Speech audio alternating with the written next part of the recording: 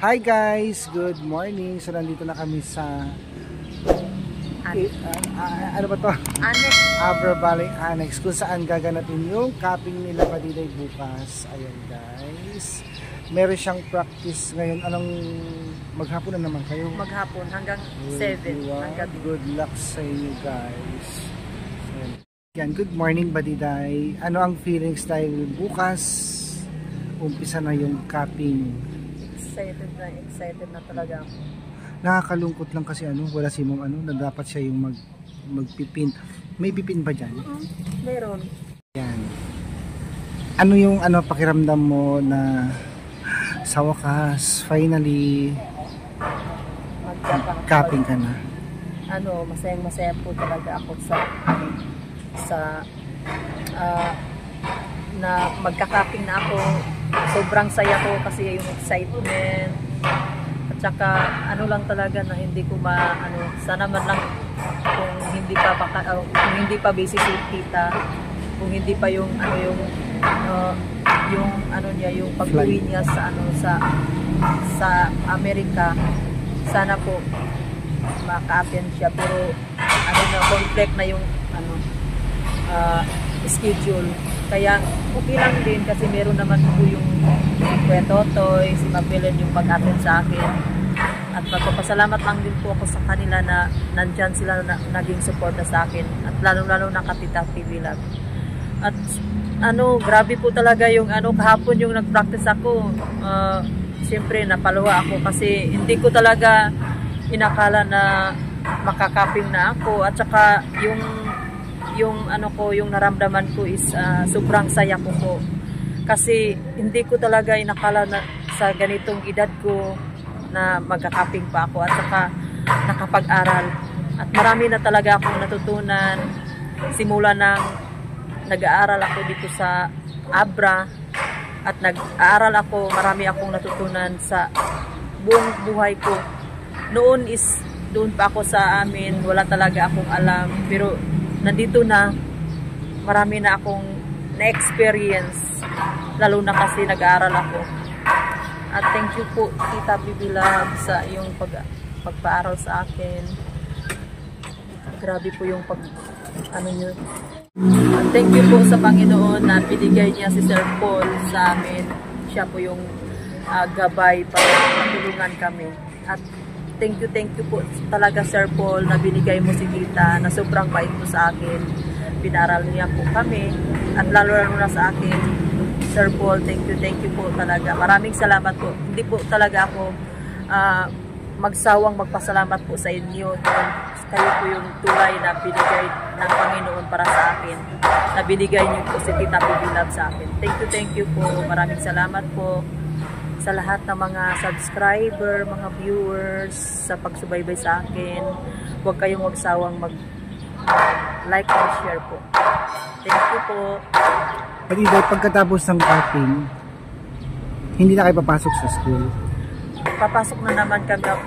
May duty kami every week. Depende kuya to, 2 araw ba sa isang linggo. Basta pag 3rd year ko ito is minsanan lang kami pumasok sa school. Hindi ngayon itong cupping na to? Ngayon, pag mayari na ito, pwede na kami mag-duty ng hospital. Doon na kami sa mga community. Kunti na lang yung 2 minor ko ito eh. Yun na lang yung lecture niyo sa school?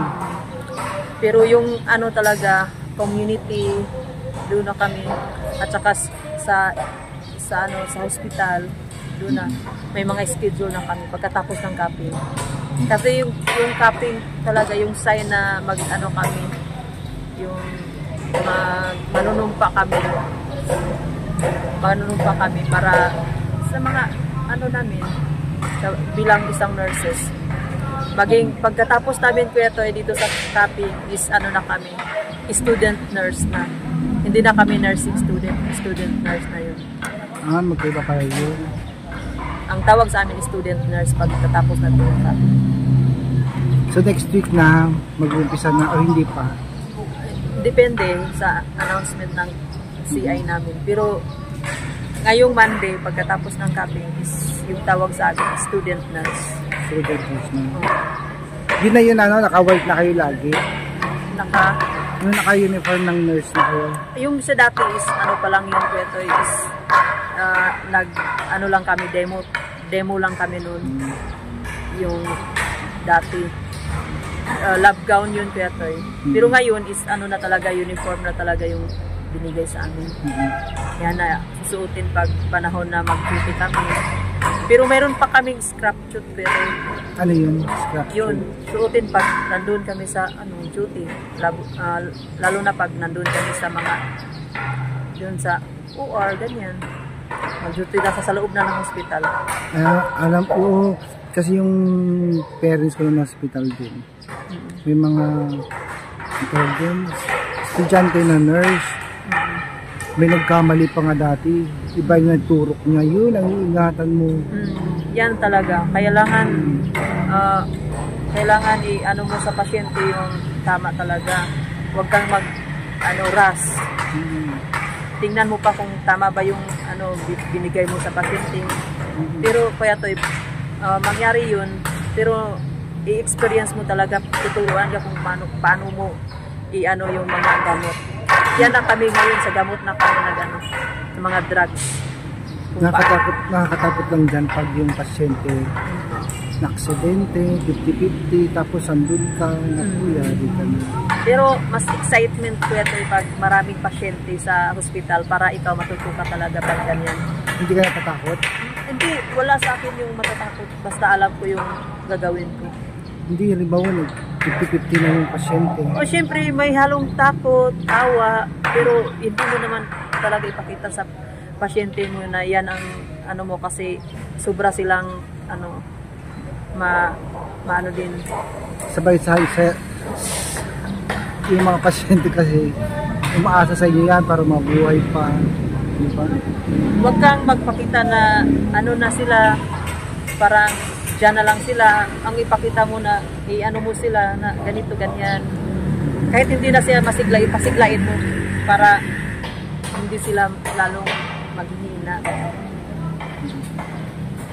Padiday, ngayon malapit ka nang matapos.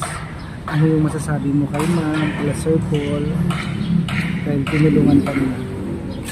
Ang masasabi ko po kung Tita Pigilab, Sir Paul, at nagpapasalamat po ako sa inyo sa laking tulong nyo sa akin na nakapag-aral. May minsan man talaga na magkakamali ako, pero nandun pa rin kayo sa akin, kayo